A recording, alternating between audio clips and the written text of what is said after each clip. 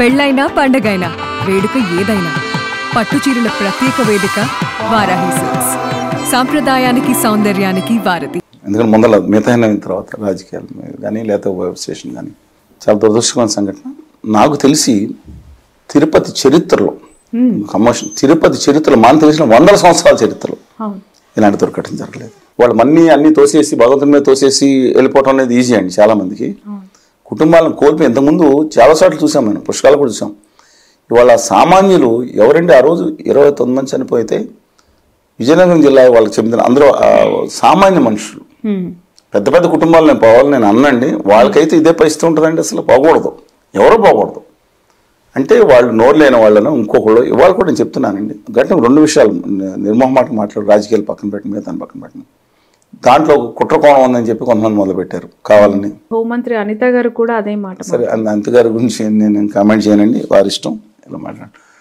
నేను ఇంకోటి, అది కాదు వీళ్ళు మొత్తం ఎత్తేసారు, ఈయన పాదం మంచిది కాదు, లేదా మోడీ గారు అడుగు పెట్టారు తిరుపతి ద్రోహం చేసిన వెంటనే ఆయన అడుగు వల్ల జరిగింది. ఇవన్నీ కూడా మూఢనమ్మకాలు, అబ్సల్యూట్లీ నాన్ సెన్స్ అండి.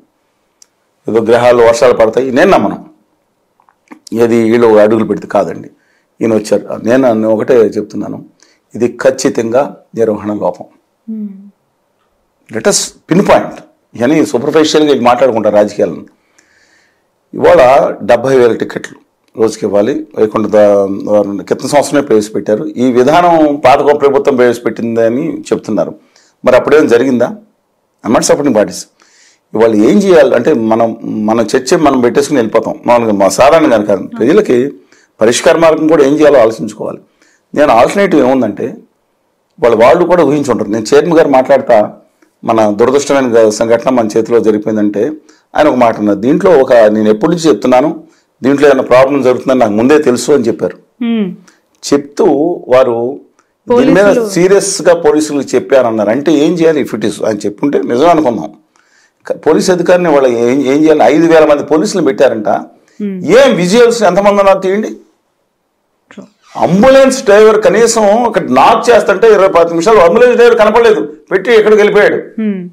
ఇంత ఇంపార్టెంట్ ప్లేస్లో అంబులెన్స్లు ఎక్కువ పెట్టాల్సి ఉంటుంది. రెండోది, వాళ్ళు చెప్పింది, భక్తులు చెప్పింది వీడియో కూడా చూడండి. వాళ్ళు సరిగ్గా పడిపోయిన అమ్మాయి, ఆ పడిపోయిన అమ్మాయిని తీసుకెళ్ళడానికి గేట్లు తెరిస్తే అక్కడ కమోషన్ ఎక్కువైందని నేను ఎందుకు వాళ్ళు చెప్పింది నిజం. కానీ ఇక్కడ పోలీసుల యొక్క నిర్లక్ష్యం, బాధ్యతారాహిత్యం చాలా కనపడుతుందండి. ఇప్పుడు జిల్లాలో పెడితే ఏమైందండి, మిగతాది నేనన్నా ఆంధ్రప్రదేశ్లో 13 ఉమ్మడి జిల్లాలు ఉన్నాయి. అక్కడ కేంద్రాల్లో తెలంగాణ, హైదరాబాదు, నిజామాబాదు, వరంగల్, అలాగే తమిళనాడులో చాలా ఎక్కువ అండి, చెన్నై, తంజావూరు, సేలం, అక్కడ వచ్చి భక్తులు. పాత ధర్మపూర్ జిల్లా, నార్త్ ఆర్కాట్ ఈ జిల్లాలో, బెంగళూరులో పెడితే ఏమైందండి, ఢిల్లీలో కేంద్రం, అక్కడ కేంద్రం బోళమో, అక్కడ చాలా చోట్ల తిరుమల దేవస్థానం కట్టించిన ఉన్నారు, అక్కడ స్టాఫ్ ఉన్నారు. అఫ్ కోర్స్ తిరుపతికి తమిళనాడు భక్తుల నుంచి వచ్చే విరాళాలు చాలా ఎక్కువ, భక్తుల తాకిడి చాలా ఎక్కువగా ఉంటుంది. ఖచ్చితంగా అక్కడ పెట్టాల్సి ఉంటుంది. అందువల్ల నేనేం ఇవాళ జరిగిన తర్వాత రంధాన విషయాన్ని కాదు, ఇవాళ ఇది ఆలోచన ఎందుకు రాలేదు. నిజమే సార్ మీరు అంటున్నట్టు, ఎందుకంటే చాలా చోట్ల టీటీడీకి సంబంధించిన దేవాలయాలు నిర్వహణ టీటీడీ చేస్తుంది, టికెట్లు ఎందుకు పెట్టట్లేదు అనేది చాలా పెద్ద ఇష్యూ. మనం అంటే ఇప్పుడు మార్చుకోవాలని కోరుకుందాం. నేను ఎవరిని పిన్ కొత్తగా వచ్చిన చైర్మన్కి అన్ని ఆపాదించాలి నేను అంటలేదు. కానీ అడ్మినిస్ట్రేషన్ ఏం చేస్తుందండి, ఐఎస్ఆర్ చైర్మన్ గారు మెంబర్స్ కూడా ఉన్నారు. ఈ మెంబర్లు రెస్పాన్సిబుల్ అయిపోతారా లేదా ఏం జరిగింది? కానీ అక్కడ రోజువారీ ఆ వ్యవస్థ చూసేది ఎవరండి, వీళ్ళు మీటింగ్లు పరిమితం.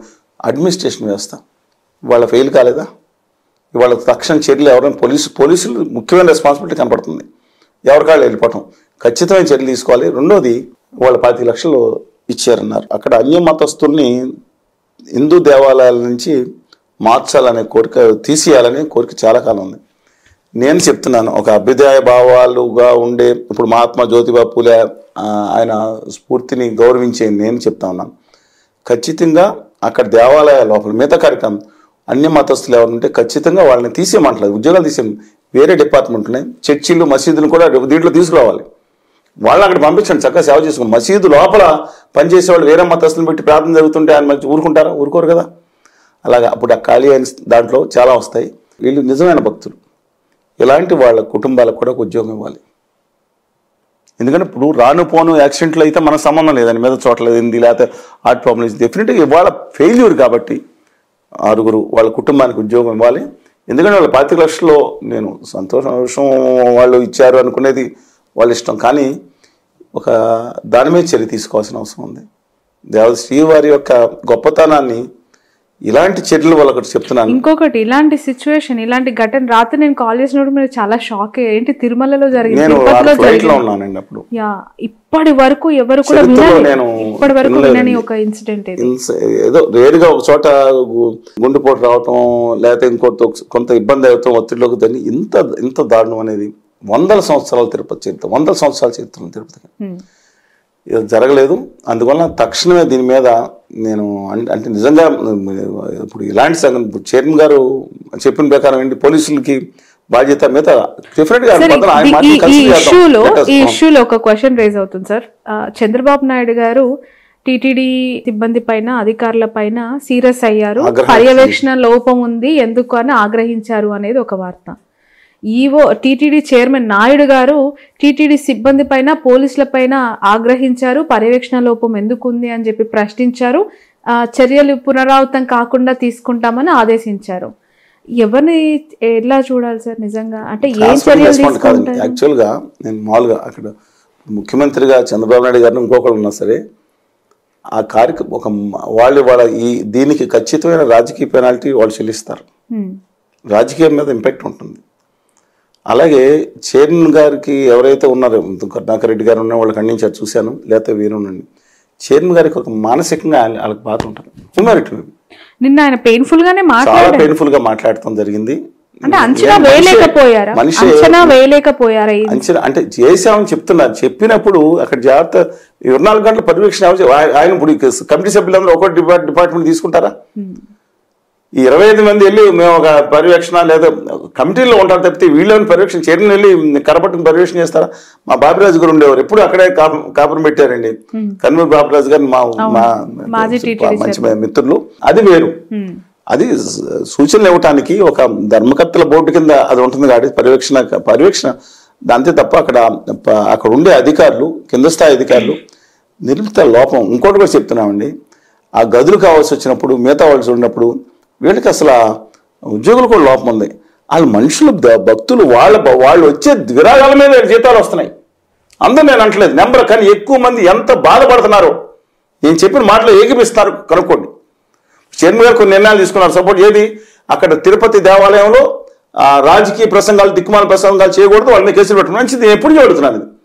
అదే తిరుపతి దేవాలయం తీసుకుంటాం, మళ్ళీ ఇష్టం వచ్చినట్టు ఎవరికాళ్ళు మాట్లాడదు. ఏదైనా ఓ పవిత్రతని అప్పుడు వాటికనికి ఎంత పవిత్రత ఉందో ఆ మతస్థులో హిందూ దేవాలయాల్లో మాకు తిరుపతి దేవాలయం అంత పవిత్రత ఉంది. అట్లాంటప్పుడు కొన్ని నిర్ణయాలు తీసుకున్నారు. కానీ ఇలాంటి విషయాలు మాత్రం చెప్తున్నాను. ఇంకొకసారి కనుక ఇంకోటి జరుగుతుంది, అసలు ఆ ప్రసక్తి రాకుండా జవాబుదారీతనం పెరగాలండి. వాళ్ళ సమయం వచ్చింది కాబట్టి చెప్తున్నాను. ఇప్పుడు నాకు బాగానే ఉండవచ్చు, వెళ్ళవచ్చు, కానీ మేము ఒకసారి వెళ్ళినప్పుడు ఈ రికమెండేషన్ తీసుకోలేదు. కావాలంటే మన 10,500 కట్టి శ్రీవాణి స్కీమ్లో వెళ్తానండి. లేదా అంతకుముందు చెప్తున్నాను, ఎలాంటి ముందే రిజర్వేషన్ చేసుకున్న ఏదో సినిమా రిలీజ్ కోసం సినిమా హీరోలు ప్రభుత్వం ఉండగా వాళ్ళ కోసం 100 రూములు బుక్ చేస్తారండి. ఇలాంటి కష్టం కాదు. ఇవాళ మాత్రం ఆర్టిఫిషియల్ చేసి తీసుకుంటా అన్నారు, ఇబ్బంది లేకుండా చేస్తున్నారు, అమలు చేయమని కోరుతున్నాం. కానీ కొంచెం బాధగా ఉందండి. ఎందుకంటే మిగతా ఇవాళ ఉత్తర భారతీయ బ్యాచ్ ఇంతకుముందు ఏదైతే మాట్లాడుతున్నారో దానికి తిరుపతి వెంకన్న ప్రాశస్త్యతను తగ్గించే విధంగా కొంచెం బాధగా ఉందండి. సోషల్ మీడియాలో ఇంకొక వార్త కూడా బాగా వైరల్ గా మారుతోంది. జగన్ ప్రభుత్వం ఉన్నప్పుడు అంటే అక్కడ లడ్డూలో కల్తీ అయ్యిందని, నెయ్యి కల్తీ అయిందని చేసిన ఆరోపణలకి అక్కడి నుంచే ఈ కూటమి ప్రభుత్వం యొక్క డౌన్ ఫాల్ స్టార్ట్ అవుతుంది. దానికి నిదర్శనం ఈ తిరుపతిలో చోటు చేసుకున్న ఘటనే అని చెప్పి కొంతమంది ఆగ్రహం వ్యక్తం చేస్తూ ఏమంటే రాజకీయ ప్రేరేపితం ఒకటి అడుగుతా ఉన్నాను. కల్తీ ముందు కూడా జరుగుతుంది, దానిసారి పంపించారు, కల్తీ జరిగిందనే మాట వాస్తవం. కానీ దాంట్లో గొడ్డు మాంసం ఉందని ఎంత ప్రాశస్త్యతను తగ్గించారంటే నేను చెప్తున్నాను. నేను కేవలం ఒక హిందూగా మాట్లాడుతున్నాను, అభ్యుదయ భావాలను హిందూగా మాట్లాడుతున్నాను. మూఢనమ్మకాలను పక్కన పెట్టి అభ్యుదయాలు పుణిపుచ్చుకుంటూ ఈ ప్రపంచంలోనే ఒక గొప్ప జీవన విధానంగా, గొప్ప గోదావరి గంగా ప్రవాహ జీవన విధానం హిందూ మతంగా మాట్లాడుతున్నాను. మన సుమతి ఆధారకుడిగా మాట్లాడేదాన్ని గుర్తించను. నేను ఖచ్చితంగా ఇవాళ ఎంత దెబ్బతీస్తున్నారంటే తిరుపతి ప్రాశస్త్యతని వీళ్ళకి అర్థం చేసుకోలేకపోతున్నారండి. వీళ్ళు ఆదాని గారి పార్టీ బ్యాచ్ ప్రభావం పడిపోయినట్టున్నారు. ఈవెన్ కళ్యాణ్ బాబు గారు ఆయన ఏం మాట్లాడారు చూసారు మీరు? అదే సార్ మొన్న ప్రీ రిలీజ్ ఈవెంట్ లో అది మాట్లాడదాం తర్వాత, కానీ ఆయన మాట్లాడిన దేవస్థానం గురించి. తిరుపతి లడ్డూలు అయోధ్యకి లక్షలాది లడ్డూలు పంపించి గొడ్డు మాంసం కలిపిన లడ్డూలు పంపించారని కానీ నేను ఢిల్లీలో అసహించుకున్నారండి తిరుపతి దేవస్థానాన్ని. ఎవరి పరిస్థితులను దెబ్బతీశారు? To do respects to him. నేను అనుచితమైన వ్యాఖ్యలు చేయను. నేను అడుగుతా ఉన్నాను, వీడియో వేయండి. అది కాదండి, గొడ్డు మాంసం చెప్పి ఎవరు చెప్పారు ఇక్కడ? ఆవు మాంసం, గొడ్డు ఇవన్నీ కలిపి లడ్డూలు, లక్షల లడ్డూలు అయోధ్యకి పంపించి అయోధ్య ప్రాశస్త్యతని మా తిరుపతి దేవస్థానం పాడు చేసింది. తిరుపతి ఊమారెడ్డి నాకు వెంకటేశ్వర స్వామి ఏందండి ఇది? ఓ పక్కన అక్కడ చేతురుగా ఓ బ్యాచ్ అన్నారు, మేము గుర్తించమే దేవుడిని అంటున్నారు. సిటీ శానాన్ని గుర్తించం, అయ్యప్ప స్వామి మా దేవుడు, మా పురాణాలు, ఆ పురాణాలు తీసుకెళ్ళి ఇరాన్లో పెట్టుకోండి, ఎవరు కావాలి? మేము గురించే దేవుడు యొక్క మమ్మల్ని అది అయిపోయింది. రెండో విషయం ఆయన మాట్లాడితే ఇది వెళ్ళి ఇప్పటి వరకు బాలాజీ ఇక నుంచి మేము వీళ్ళు గో బ్యాక్ టు అయోధ్య. అసలు కంపారిజన్ ఏంటండి? వెంకటేశ్వర స్వామికి అయోధ్యలో ఉన్న ఆయనకి కంపారిజన్ ఏంటి? విన్నారా అసలు? ఎవరన్నా ఎంతవరకు వెళ్ళొచ్చు మాట్లాడుతూ విన్నారా? వీళ్ళు గో బ్యాక్ అంటే అక్కడి నుంచి అక్కడ పూజారులు ఉన్నారు వాళ్ళు, వీళ్ళు గో బ్యాక్ తిరిగి వెళ్ళిపోతారా? సౌత్ నుంచి మొత్తం అంతా ఒక ఉప ముఖ్యమంత్రిగా ఉండి ఒక ప్రాంతం పట్ల, ఒక వెంకటేశ్వర స్వామి పట్ల మాట్లాడచ్చా? మరి మారాలని కోరుకుందాం. బట్ ఎనీవే మన సబ్జెక్ట్ వరకు ఇవాళ దేవాలయం గురించి మాట్లాడతాం కాబట్టి ఖచ్చితంగా ఇవాళ దేవాలయాలు ఏదైతే ఉన్నాయో దానిలో అనుచితమైన రాజకీయ జోక్యం తగ్గించుకోవాలి. ప్రభుత్వ పర్యవేక్షణ మాత్రం ఉండి తీరాల్సిందేనండి నేను చెప్తున్నాను. ప్రజల ఉండి విరాళం వెళ్ళే ప్రతి దేవాలయం కానీ, ప్రతి చర్చి కానీ, ప్రతి మసీదు కూడా, వక్ఫోర్డ్ కాదు మసీదు కూడా ప్రభుత్వ వాళ్ళ అంతిమం కాదు, ఖచ్చితంగా ప్రభుత్వ పర్యవేక్షణ ఉండి తీరాల్సిందే. అంతేగాని ఎవరికాళ్ళు అప్పచెప్పడం కుదరదని నా అభిప్రాయం. దీని మీద వాళ్ళు తక్షణమే చర్యలు తీసుకొని ఇంకొకసారి ఎప్పుడు కూడా శ్రీవారి సన్నిధిలో కానీ, శ్రీవారి అంటే పైన లేకపోయినా తిరుపతి కూడా అంతే పవిత్ర. గోవిందరాజ స్వామి దేవాలయం లేదా కింద తిరుమలకి అంత పవిత్ర, తిరుపతికి నాయుడు గారు బాధ్యత వహిస్తూ రాజీనామా చేయాలనే డిమాండ్ కూడా బాగా వినిపిస్తుంది. అఫ్ కోర్స్ ఇది పొలిటికల్ టర్న్ ఆల్రెడీ తీసేస్తుంది. ఆయన విజ్ఞప్తికి ప్రధానమంత్రి వచ్చారు, ప్రధానమంత్రి వల్ల జరిగింది. ప్రధానమంత్రిని కూడా రాజీనామా చేయమన్నావా అంటే డైరెక్ట్ రిలేటెడ్ చేయట్లేదు రెండింటికి. నేను ముఖ్యమంత్రి ఇప్పుడు దీన్ని ఇంతకుముందు జగన్మోహన్ రెడ్డి గారు జరిగితే రాజీనామా చేయమన్నారు. ముఖ్యమంత్రి కానీ మిగతా వాళ్ళు కానీ వాళ్ళు ఎవరు బాధ్యత వహించాలో ఐడెంటిఫై చేయాలి. వాళ్ళ మీద కఠినమైన చర్యలు తీసుకోవాలి. ఇది ఇలాంటి చర్యలు కాదు, ఇంకా తక్కువ రిపిటేషన్ కాకుండా చర్యలు తీసుకోవాలి. కార్యాచరణ మీద దృష్టి పెట్టాలి నా ఉద్దేశం అండి. రైట్. మొన్న రాజమండ్రిలో ప్రీ రిలీజ్ ఈవెంట్ మీరు చూసుంటారు. గేమ్ చేంజర్ కి సంబంధించి సినిమాలకి సంబంధం ఉన్న వ్యక్తులే రాజకీయాల గురించి మాట్లాడాలి, సినిమాల గురించి మాట్లాడాలి అని చెప్పి సినిమాలు తీసే వాళ్ళే ఇన్వాల్వ్ కావాలి అని పవన్ కళ్యాణ్ గారు ఒక వ్యాఖ్య చేశారు. నిజంగా నాకు ఆశ్చర్యం వేసింది. అంటే ఐదర్ సినిమా పర్సన్ అయితేనే వాళ్ళు పాలిటిక్స్ లో ఉండాలా, సినిమాకి సంబంధం ఉన్న వాళ్ళే మాట్లాడాలా అని అంటే మరి ముఖ్యమంత్రిగా 2 పర్యాలు చేసిన కేసీఆర్ గారు ఏం కావాలి, జగన్మోహన్ రెడ్డి ఏం కావాలి, రేవంత్ రెడ్డి గారు ఏం కావాలి, నారా లోకేష్ గారు ఏంటి, చంద్రబాబు నాయుడు గారు ఏంటి? దీన్ని అసలు ఎలా చూడాలి సార్? ఆయన ఏం మాట్లాడతారండి? అదే సినిమాలు తీసిన వాళ్ళు మాత్రమే రాజకీయాలు చేయాలంటే అది అబ్సల్యూట్లీ నాకు అర్థం కావట్లేదు. ఏం మాట్లాడుతున్నారు? ఇది ఎన్డీఏ నుంచి చెప్తున్నాను అన్నారు. ఎన్డీఏ ఏమన్నా శాసనం ఈ ప్రపంచంలో అది ఏమన్నా శిలాశాసనం అండి? ఇది శిలాశాసనం అని ఇస్తారా ముద్ర? ఏంటంటే నాకు అర్థం కాదు. అంటే సినిమాలు ఇప్పుడు అందరం సినిమాల గురించి రాజకీయాలకు వెళ్ళాలంటే సినిమాలు తీయాలా?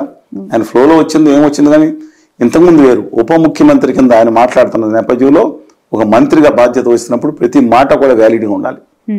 మరి ఎందుకు మాట్లాడుతున్నారు ఆయన? ఇంకొక వీడియో కూడా సార్, అంటే యూత్ కి సంబంధించి తను మాట్లాడుతూ ఉన్నప్పుడు